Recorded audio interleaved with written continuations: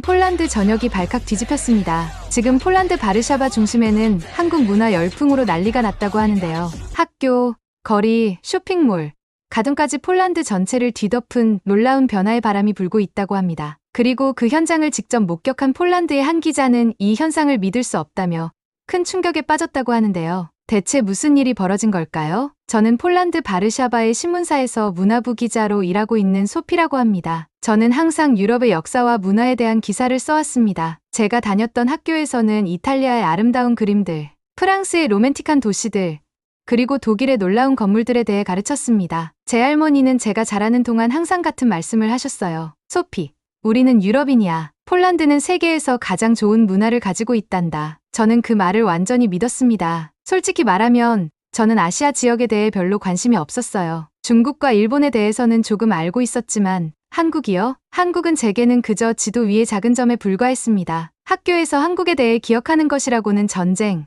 남북을 가르는 선, 그리고 전화기와 자동차를 만든다는 것뿐이었어요. 어느 비 오는 월요일 아침, 저희 상사인 토마스 씨가 사무실로 저를 불렀어요. 심각한 표정으로 창밖을 바라보며 그는 이상한 질문을 했어요. 우리 도시에 한국 열풍이 커지고 있어. 우리 거리에, 음식에, 음악에, 심지어 우리 옷에까지. 왜 이런 일이 일어나고 있다고 생각해? 저는 놀랐습니다. 한국 열풍? 물론 한국 음악을 듣는 아이들을 본 적은 있지만 그게 정말 가능한 일일까요? 그저 지나가는 유행이에요. 저는 빠르게 대답했습니다. 몇 년 전 모두가 일본 만화에 빠졌던 것처럼요. 곧 사라질 거예요. 그는 고개를 저었어요. 이미 3년 동안 강하게 유지되고 있고 더 커지고 있어. 왜 폴란드 사람들이 갑자기 한국에 대해 그렇게 흥분하는지 좀 알아봐. 저는 마음이 가라앉는 것을 느꼈어요. 문화 기자로서 폴란드의 놀라운 극장들과 책들에 대해 글을 쓰고 싶었습니다. 왜 하필 한국인가요? 하지만 저는 신입이었고 상사의 말을 거절할 수 없었어요. 사무실을 나왔을 때 저는 정치에 대해 글을 쓰는 나이 많은 기자인 케이트와 부딪혔습니다. 그녀는 제 얼굴을 보고 무슨 일이 있는지 물었어요. 한국 문화 트렌드에 대해 글을 써야 해요. 저는 한숨을 쉬었습니다. 별로 신나지 않네요. 왜 신나지 않아요? 저는 흥미롭게 들리는데요. 사실 저는 최근에 한국 TV 프로그램을 보고 있어요. 너무 재밌어요. 저는 믿을 수 없었습니다. 항상 심각하게 진지했던 케이트도 한국 프로그램을 봤다고요? 이것은 제가 생각했던 것보다 더 신박한 일일지도 모릅니다. 연구 첫날, 저는 바르샤바의 큰 커뮤니티 센터에서 열린 한국 문화의 날을 방문했어요. 춥고 비가 내리고 있었지만 들어가기 위해 기다리는 사람들의 긴 줄이 있었습니다. 저는 단지 몇 명의 호기심 많은 10대들만 볼 것이라고 예상했지만 전혀 아니었어요. 그곳은 모든 연령대의 사람들로 가득 차 있었습니다. 저는 어린 아이들, 부모님들, 10대들, 성인들, 심지어 중년과 노년분들까지 보았어요. 가장 놀라운 것은 화려한 한복을 입고 춤을 추는 회색 머리의 노부인을 본 것이었습니다. 그녀는 마치 평생 한국 춤을 춰온 것 같은 우아한 몸짓으로 춤을 추고 있었습니다. 그녀는 또한 한국인 선생님에게 자신이 만든 김치를 보여주는 것을 지켜봤어요. 그녀의 손은 매운 가루로 빨갛게 되어 있었고 그녀의 눈은 중요한 시험을 치르는 학생처럼 진지했습니다. 한국인 선생님이 김치 맛을 보고 놀람으로 눈이 커졌어요. 마치 그의 어머니가 만들던 것과 같다며 맛있다고 말했습니다. 노부인의 얼굴은 자부심으로 밝아졌어요. 그녀는 제가 지켜보고 있는 것을 보고 저에게도 맛을 보라고 권했습니다. 처음에는 너무 맵고 냄새가 강했어요. 하지만 김치를 맛본 후 이제는 매일 느끼한 음식을 먹을 때마다 생각이 나요. 정말 이상하지 않나요? 거리에서는 10대들이 비 속에서 케이팝에 맞춰 춤을 추고 있었어요. 젊은이들은 한글이 적힌 셔츠를 입고 있었습니다. 사람들은 젖는 것도 신경 쓰지 않고 트럭에서 한국 음식을 사기 위해 긴 줄을 서 있었어요. 저는 폴란드 사람들이 외국 것에 대해 이렇게 흥분하는 것을 본 적이 없었습니다. 제 조사가 계속되면서 저는 학생들로 가득 찬 한국어 학교, 늘 긴 줄이 있는 한국 미용 제품을 파는 상점들, 심지어 제 동네 빵집도 한국빵을 팔고 있는 것을 발견했어요. 바르샤바 전역에서 저는 계속해서 태극기의 디자인으로 장식된 가방을 든 사람들을 보았습니다. 저는 계속 의아했어요. 왜 한국일까? 폴란드는 자체적으로 놀라운 음악과 시, 역사를 가지고 있는데 왜 폴란드 사람들이 이 작은 나라에 그렇게 흥분하는 걸까? 이 모든 것에 대한 궁금증이 저를 괴롭혔지만 왜 그런지 설명할 수 없었어요. 저는 이 트렌드를 지켜보고 글을 쓰는 공정한 기자여야 했지만 제 감정이 계속 방해가 되었습니다. 더 많은 폴란드 사람들이 한국에 열광하는 것을 볼 때마다 저는 이상한 느낌이 들었어요. 걱정과 혼란이 섞인 것 같은 느낌이었습니다. 저는 노트북에 기사에 대한 아이디어를 적기 시작했어요. 제목은 폴란드를 점령하고 있는 한국 문화였습니다. 폴란드 문화가 이 한국 열풍에 의해 위협받는 것 같았고 다른 누구도 그것에 대해 걱정하는 것 같지 않았습니다. 저는 신문 기사를 위한 연구를 계속했어요. 제 상사는 2주 안에 완성하기를 원했기 때문에 저는 열심히 일해야 했습니다. 매일 저는 바르샤바의 한국 문화에 대해 새로운 것을 발견했어요. 어느 오후 저는 한국 식당을 방문했습니다. 들어서자마자 낯선 음식의 냄새가 제 코를 가득 채웠어요. 메뉴에는 제가 한 번도 보지 못한 음식들의 사진이 있었습니다. 비빔밥이라는 음식은 쌀 위에 색색의 채소가 원형으로 배열되어 있었어요. 불고기라는 또 다른 음식은 얇게 썬 달콤한 고기가 있었습니다. 저는 가장 안전해 보이는 비빔밥을 주문했어요. 음식이 나왔을 때 저는 그것을 바라보았습니다. 쌀 위에는 당근, 시금치, 콩나물, 그리고 계란 프라이가 올려져 있었어요. 서버는 고추장이라는 붉은 소스와 함께 모든 것을 섞는 방법을 보여주었습니다. 저는 아주 작게 한 입 베어 물었어요. 매웠습니다. 제 눈에 약간 눈물이 고였지만 몇 입 더 먹고 나니 다양한 맛의 조합을 즐기기 시작했어요. 채소의 신선함과 아삭거리는 풍미와 매운 소스의 조화가 음식을 씹을 때마다 매콤달콤한 맛이 너무 맛있었습니다. 태어나서 처음 먹어보는 맛이었지만 저는 그 맛에 완전히 매료되었어요. 제가 먹는 동안 주변의 폴란드 가족들을 지켜봤어요. 그들은 정확히 무엇을 주문하고 어떻게 먹어야 하는지 알고 있었습니다. 어린 아이들은 저보다 젓가락을 더 잘 사용하고 있었어요. 옆 테이블에 있는 10대들의 무리는 한국 TV 프로그램에 대해 흥분해서 이야기하고 있었습니다. 그들은 자신들의 폴란드 정체성을 잃는 것에 대해 걱정하는 것 같지 않았어요. 그들은 그저 새로운 것을 경험하며 즐기고 있었습니다. 그날 밤, 연구를 위해 저는 한국 드라마를 보기로 결정했어요. 제 인터뷰에서 많은 폴란드 사람들이 언급했던 드라마를 선택했습니다. 저는 단지 한 편만 보고 몇 가지 메모를 하고 그리고 잠자리에 들 것이라고 생각했어요. 하지만 5시간이 지난 후에도 저는 여전히 보고 있었습니다. 그 프로그램은 때로는 재미있고 때로는 슬펐어요. 마치 실제 삶처럼요. 다음 날 저는 한국문화센터를 방문했습니다. 수지라는 여성이 그곳에서 일했어요. 그녀는 7년 동안 폴란드에 살고 있다고 했습니다. 혹시 한국에 가본 적 있으신가요? 제가 한국 문화에 대한 기사를 쓰고 있다는 것을 말하자 그녀가 물었어요. 저는 고개를 저었습니다. 아니요, 한 번도요. 그러면 당신은 정말로 한국을 알지 못하시네요. 그녀는 친절한 미소와 함께 말했어요. 문화는 당신의 머리로 이해하는 것이 아니에요. 마음으로 느끼는 거죠. 그녀의 말은 하루 종일 저와 함께 머물렀습니다. 나는 정말 한국 문화를 이해하려고 노력하고 있었나? 아니면 그냥 판단만 하고 있었던 건가? 그날 저녁, 저는 제 기사를 쓰기 시작하기 위해 컴퓨터 앞에 앉았어요. 저는 제목을 입력했습니다. 폴란드를 점령하는 한국 문화. 저는 화면에 그 단어들을 응시했어요. 점령? 그것은 마치 나쁜 일이 일어나고 있는 것처럼, 마치 한국이 적인 것처럼 들렸습니다. 하지만 그것이 사실인가요? 한국 음식, 음악, TV 프로그램을 즐기는 사람들은 피해자처럼 보이지 않았어요. 그들은 행복해 보였습니다. 저는 제목을 지우고 지난 한 주 동안의 제 메모를 살펴봤어요. 저는 사실을 수집했지만 저 자신은 한국 문화를 경험하려고 노력하지 않았다는 것을 깨달았습니다. 저는 현미경 아래에서 벌레를 연구하는 과학자처럼 바깥에서 안을 들여다보고만 있었어요. 다음 날 저는 한국문화센터로 돌아갔습니다. 거기서는 한글 글쓰기에 대한 워크숍을 하고 있었어요. 저는 단지 사진과 메모를 찍을 계획이었지만 선생님이 저를 보고 손짓했습니다. 해보시겠어요? 그녀는 특별한 붓을 내밀며 물었어요. 제 첫 생각은 아니라고 말하는 것이었습니다. 저는 관찰자여야 했지 참가자가 아니었어요. 하지만 저도 모르게 앞으로 나아가 붓을 잡고 있었습니다. 선생님은 제대로 붓을 잡는 방법을 보여주었어요. 그녀는 초보자들이 따라 그릴 수 있도록 연한 회색 테두리에 한글 글자가 있는 종이를 준비했습니다. 그녀가 저에게 준 글자는 행복이라는 한국어 단어였어요. 저는 붓을 검은 잉크에 담그고 조심스럽게 테두리를 따라갔습니다. 붓은 제 손에서 이상하게 느껴졌어요. 보통 펜과는 달랐습니다. 부드러운 압력과 매끄러운 움직임이 필요했어요. 제 첫 번째 시도는 선생님의 완벽한 예시에 비해 흔들리고 어린아이 같았습니다. 하지만 새 종이에 다시 쓰기 시작하자 예상치 못한 일이 일어났어요. 저는 제 기사나 누가 제 글을 어떻게 생각할지에 대한 잡다한 생각을 멈추고 있었습니다. 저는 그저 붓, 잉크, 그리고 종이에 형성되는 아름다운 모양에 집중했어요. 몇 분 동안 저는 다른 모든 것을 잊었습니다. 그것은 마치 퍼즐을 푸는 것이나 어려운 작업을 완료하는 것처럼 평화롭고 만족스러웠어요. 마침내 제가 괜찮아 보이는 글자를 만들었을 때 선생님은 박수를 쳤습니다. 다른 학생들도 제 글자를 보고 미소를 지으며 고개를 끄덕였어요. 저는 내면에서 따뜻한 자부심을 느꼈습니다. 선생님은 한글이 1400년대에 세종대왕에 의해 만들어졌다고 설명했습니다. 부자와 교육받은 사람들뿐만 아니라 모든 한국 사람들이 읽고 쓸 수 있도록 말이에요. 각 글자 모양은 소리를 낼 때 입이 어떻게 움직이는지 보여주도록 설계되었다고 했습니다. 그것은 왕이 평범한 사람들을 위한 사랑으로 만들어진 문자였어요. 그날 집으로 걸어가면서 저는 제 경험에 대해 계속 생각했습니다. 붓, 잉크, 집중, 새로운 것을 만드는 만족감. 이 경험은 제가 어느 나라의 어떤 민족인지와는 아무 관련이 없었어요. 그것들은 그저 인간의 경험이었습니다. 그날 밤, 저는 다시 컴퓨터를 열고 모든 메모를 삭제했어요. 저는 열린 마음과 열린 가슴으로 새롭게 시작할 필요가 있었습니다. 이후 며칠은 저의 모든 것을 바꾸어 놓았어요. 저는 퇴근 후 밤에 더 많은 한국 드라마를 즐겨보기 시작했습니다. 저는 스스로에게 연구를 위한 것이라고 말했지만 사실은 빠져들고 있었어요.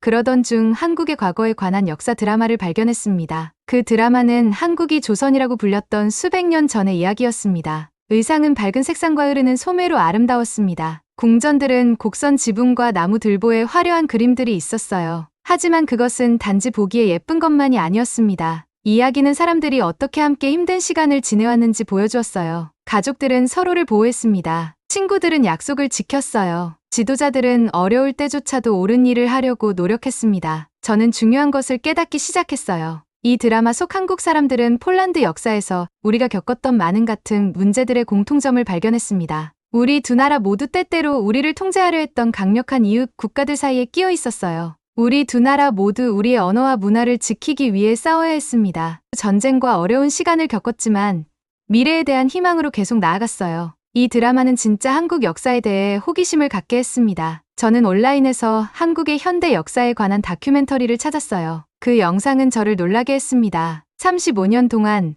한국은 일본에 의해 통제되었어요. 한국인들은 학교에서 그들 자신의 언어를 말하는 것이 허용되지 않았습니다. 그들은 이름을 일본 이름으로 바꿔야 했어요. 그리고 일본으로부터 자유를 얻자마자 그들의 나라는 둘로 나뉘었고 북한과 남한 사이에 끔찍한 전쟁이 일어났습니다. 이 모든 고통에도 불구하고 한국은 단지 몇십 년 만에 나라를 변화시켰어요. 세계에서 가장 가난한 나라들 중 하나에서 가장 발전된 나라들 중 하나로요. 그들은 1953년에 전쟁이 끝난 후 거의 아무것도 가지고 있지 않았습니다. 이제 그들은 세계 최고의 전화기, 자동차, 그리고 배를 만들어요. 그들의 음악, 영화, 그리고 TV 프로그램은 전 세계적으로 사랑받고 있습니다. 그들은 어떻게 그것들을 해냈을까요? 다큐멘터리는 집에 전기가 없어서 가로등 아래에서 공부하는 한국 학생들의 필름 클립들을 보여주었어요. 그들 나라의 경제를 처음부터 구축하기 위해 오랜 시간 일하는 공장 노동자들을 보여주었습니다. 손자들이 학교에 갈 수 있도록 모든 돈을 아끼는 할머니들을 보여주었어요. 저는 제2차 세계대전과 그 이후의 어려운 공산주의 시기를 겪은 제 폴란드 조부모님들에 대해 생각해 보았습니다. 그들 역시 자녀와 손자들에게 더 나은 삶을 주기 위해 많은 것을 희생하셨어요. 그들 역시 어려운 시간 동안 우리 문화를 살아있을 수 있게 유지했습니다. 저는 한국과 폴란드 사이의 연결성을 느끼기 시작했어요. 어느 주말 저는 도시 공원에서 열린 한국 축제에 갔습니다. 학생들의 그룹이 전통 춤을 공연하는 무대가 있었어요. 춤은 수확 후 축하하는 농부들의 이야기를 들려주었습니다. 춤추는 사람들은 큰 기쁨으로 회전하고 뛰어올라서 저는 어느새 미소 짓고 있었어요. 무대 근처에서 저는 한국인 선생님으로부터 춤 동작을 배우고 있는 폴란드 아이들 그룹을 발견했습니다. 그들은 손 위치와 스텝을 따라하려고 하면서 웃고 있었어요. 그들의 부모님들은 자랑스럽게 지켜보며 휴대폰으로 사진을 찍고 있었습니다. 그들은 폴란드인의 정체성을 잃는 것에 대해 걱정하는 것 같지 않았어요. 그들은 그저 즐기고 있었고 새롭고 아름다운 것을 배우고 있었습니다. 근처 부스에서 저는 바르샤바 대학에서 공부하고 있는 민지라는 한국 학생을 만났어요. 그녀는 사람들에게 윷놀이라는 한국 게임을 가르치고 있었습니다. 이 게임은 4개의 막대기와 경로가 그려진 1000보드를 사용해요. 막대기는 주사위처럼 던져져서 몇 칸을 이동할지 결정합니다. 그것은 제 가족이 크리스마스에 하는 게임을 생각나게 했어요. 민지는 3년 동안 폴란드에 있었다고 말했습니다. 처음에는 한국이 너무 그리웠다고 했어요. 음식, 언어, 가족과 친구들. 하지만 천천히 그녀는 폴란드를 사랑하게 되었습니다. 그녀는 우리 언어를 배웠고 폴란드 친구들을 사귀었으며 그녀가 좋아하는 폴란드 음식을 발견했어요. 하지만 그녀는 한국인의 삶을 멈추지 않았습니다. 그녀는 단지 새로운 경험을 추가했을 뿐이었어요. 그날 저녁 집으로 걸어가면서 저는 제 의식이 점차 변하고 있다는 것을 깨달았습니다. 저는 한국 문화에 대해 글을 써야 한다는 것에 짜증이 난 채로 이 과제를 시작했어요. 저는 방어적이었고 외국의 무언가가 제 도시를 점령하고 있다는 것에 걱정했습니다. 하지만 이제 저는 다르게 보고 있었어요. 한국인들은 그들의 문화를 우리에게 공유하고 있었고 우리는 어떤 부분을 좋아할지 결정하고 있었어요. 민지가 그녀의 삶에 폴란드 문화의 조각들을 추가한 것처럼 우리는 우리의 것에 한국 문화의 조각들을 추가할 수 있었습니다. 그것은 우리의 문화를 다른 것으로 대체하는 것이 아니었어요. 그것은 우리의 삶에 새로운 색상을 추가하는 것이었습니다. 저는 문화센터에서 한국 글자를 썼을 때 어떤 느낌이었는지 기억했어요. 그것은 단지 아름다운 것을 창조하는 인간의 경험이었어요. 비빔밥의 맛있는 맛의 조합은 폴란드 피에로기를 위협하지 않았습니다. 그것은 단지 즐길 수 있는 또 다른 종류의 음식이었어요. 처음으로 저는 제 기사를 완성하는 것에 대해 기대가 되었습니다. 저는 이제 완전히 새로운 관점을 가지고 있었어요. 이것은 외국의 침략에 관한 이야기가 아니었습니다. 이것은 수천 마일 너머의 인간 연결에 관한 이야기였어요. 어려운 역사를 가진 두 나라가 서로의 우정과 영감을 찾을 수 있는 방법에 관한 이야기였습니다. 저는 그날 밤 새로운 아이디어로 가득 찬 머리로 잠이 들었어요. 제 기사는 이제 완전히 다른 제목으로 작성될 것입니다. 신문 기사를 위한 저의 연구는 거의 끝나가고 있었지만 이상한 일이 일어나고 있었어요. 저는 그것이 끝나기를 원하지 않았습니다. 저는 단지 이를 위해서가 아니라 저 자신을 위해 더 많은 한국 문화를 경험할 방법을 찾기 시작했어요. 저는 더 이상 밖에서 지켜보는 기자만이 아니었습니다. 저는 이 흥미로운 문화 교류의 일부가 되고 싶었어요. 어느 토요일 아침, 저는 집에서 한국 음식을 요리해 보기로 결정했습니다. 저는 한국인들이 모든 식사에서 먹는 절인 배추인 김치 레시피를 찾았어요. 재료 목록은 무서워 보였습니다. 양배추, 마늘, 생강, 액젓, 그리고 많은 고춧가루. 제 작은 주방은 엉망진창인 과학 실험실이 되었어요. 저는 배추를 썰어서 소금물에 담갔습니다. 저는 레시피에서 매운 것이 피부를 태울 수 있다고 경고했기 때문에 비닐 장갑을 끼고 매운 고춧가루를 손으로 섞었어요. 곧 제 주방은 빨간 얼룩으로 덮였습니다. 매운 냄새 때문에 저는 여러 번 재채기를 했어요. 마침내 배추를 항아리에 넣었을 때 장갑에도 불구하고 제 손톱은 빨갛게 물들어 있었습니다. 레시피에 따르면 김치를 먹기 전에 적어도 3일을 기다려야 한다고 했어요. 그 날들이 너무 길게 느껴졌습니다. 마침내 항아리를 열었을 때 냄새는 강하고 시큼했어요. 저는 작은 한 입을 먹었고 와우, 예상보다 더 매웠습니다. 제 눈에 눈물이 고이고 빨리 물을 마셨어요. 하지만 그 다음에 한 입을 먹고 또 먹었습니다. 복잡한 맛에는 중독성이 있었어요. 매운맛, 신맛, 짠맛, 그리고 동시에 약간 달콤한 맛이 모두 있었습니다. 완벽하지는 않더라도 전통적인 무언가를 만든 것에 저는 자부심을 느꼈어요. 다음으로 저는 더 많은 한국어 단어를 배우기로 결정했습니다. 저는 제 휴대폰에 언어 앱을 다운로드했고 직장으로 가는 버스 안에서 연습했어요. 한국어는 폴란드어와 완전히 다른 문장 구조를 가지고 있습니다. 동사는 문장의 끝에 오고 나이가 많거나 더 높은 위치에 있는 사람에게 존경을 표시하기 위해 추가하는 특별한 단어들이 있어요. 퍼즐을 푸는 것처럼 도전적이면서도 재미있었습니다. 어느 날 저는 점심을 위해 작은 한국 식당에 갔어요. 이전처럼 메뉴를 가리키는 대신 저는 주인에게 안녕하세요라고 인사했습니다. 그녀의 얼굴은 놀람과 기쁨으로 밝아졌어요.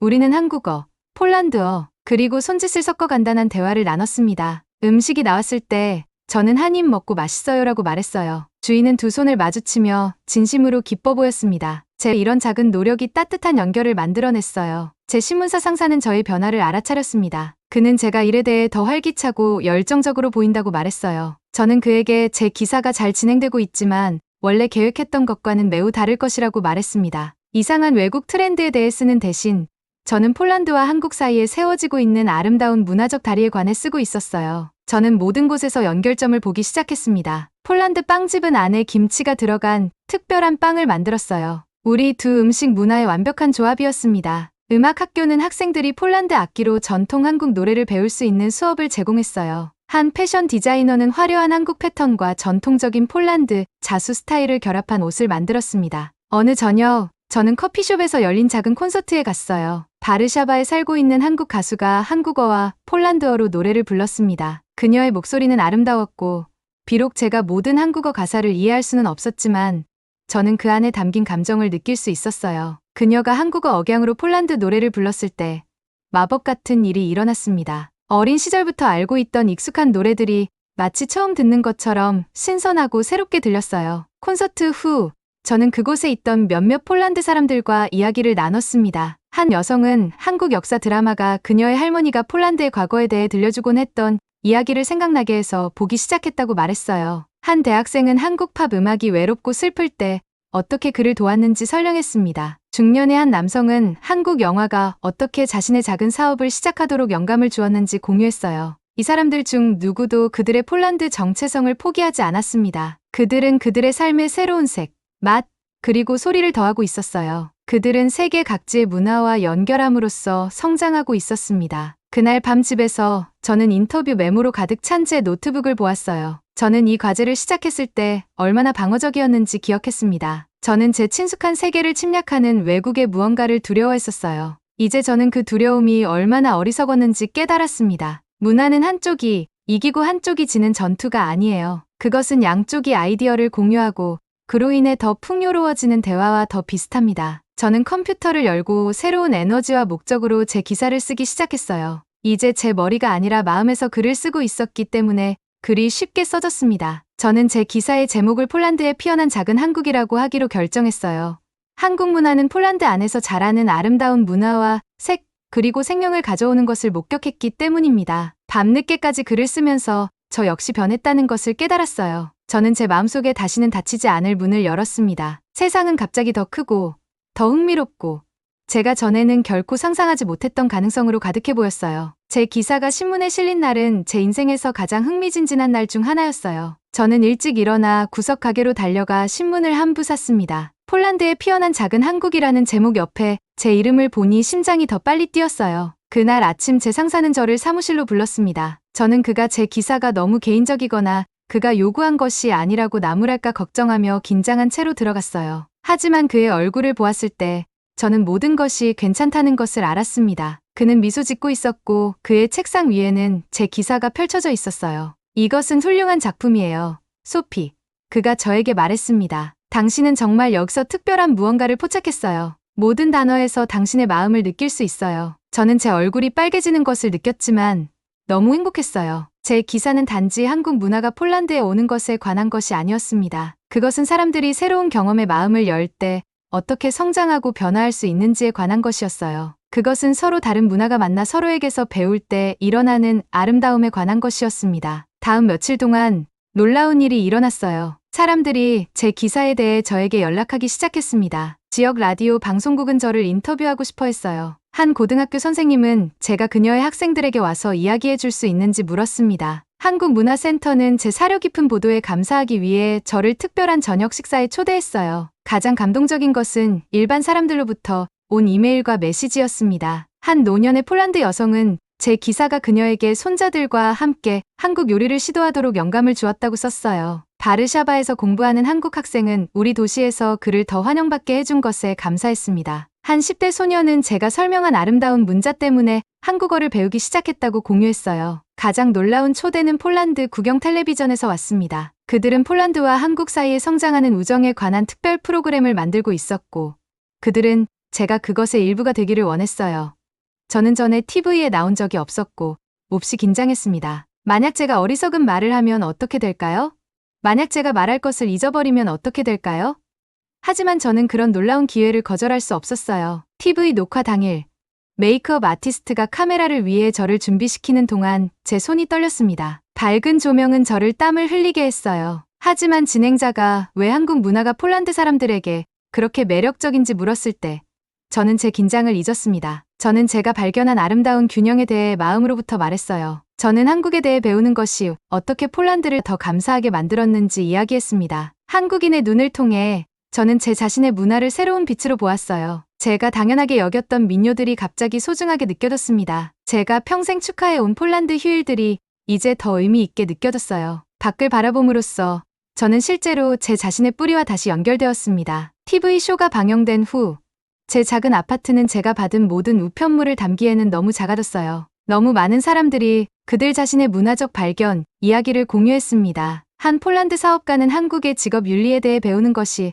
어떻게 그의 회사를 향상시켰는지 말했어요. 한 젊은 어머니는 한국의 육아책들이 어떻게 그녀의 가족을 도왔는지 설명했습니다. 한 요리사는 한국과 폴란드 재료를 새로운 요리에 결합하는 그의 실험들을 묘사했어요. 다음으로 한국 대사관이 저에게 연락했습니다. 그들은 문화 교류 프로그램을 조직하고 있었고 폴란드 기자들이 한국을 방문하기를 원했어요. 그들은 제 기사를 읽었고 제가 완벽한 후보자가 될 것이라고 생각했습니다. 2주 동안 한국에 가는 것에 관심이 있을까요? 저는 믿을 수 없었어요.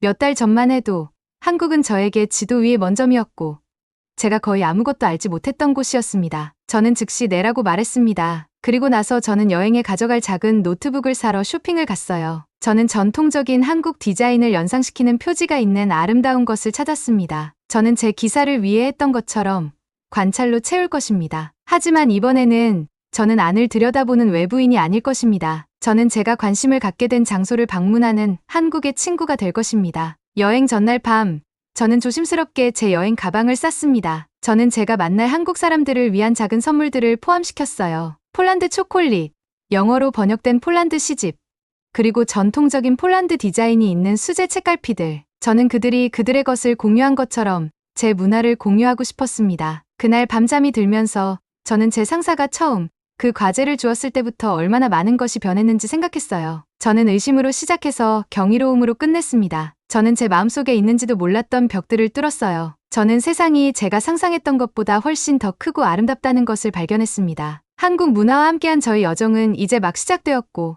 저는 그것이 다음에 어디로 이어질지 기다릴 수 없었어요. 내일, 저는 비행기에 올라앉을 때는 낯설게 느껴졌지만 이제는 친숙하게 느껴지는 곳으로 수천 마일을 날아갈 것입니다. 작은 한국이 폴란드에서 피어났고 이제 작은 폴란드가 한국에서도 피어날 것이에요. 저는 인천국제공항에 도착했을 때 가슴이 두근거렸어요. 드디어 제가 글로만 접하고 이미지로만 상상했던 한국 땅을 밟게 되었습니다. 공항은 현대적이고 깨끗했으며 모든 것이 효율적으로 돌아가는 느낌이었어요. 저를 맞이한 대사관 직원은 친절한 미소로 환영합니다라고 말했습니다. 첫날부터 한국은 제 예상을 넘어섰어요. 서울의 거리는 전통과 현대가 완벽하게 어우러진 곳이었습니다. 고궁의 웅장한 건물들 바로 옆에 초현대적인 빌딩들이 솟아있었고 그 사이에서 사람들은 바쁘게 움직이고 있었어요. 이 대비는 충돌이 아닌 조화를 이루고 있었습니다. 마치 한국이 우리는 과거를 존중하면서도 미래를 향해 나아갑니다라고 말하는 것 같았어요. 저는 한국 가정에서의 홈스테이 기회를 얻었습니다. 김 선생님의 가족은 저를 마치 오래된 친구처럼 맞아주셨어요. 첫 저녁 식사에서 김 선생님의 어머니는 제가 만든 김치를 맛보시고는 놀라움을 감추지 못하셨습니다. 폴란드 사람이 이렇게 맛있는 김치를 만들다니.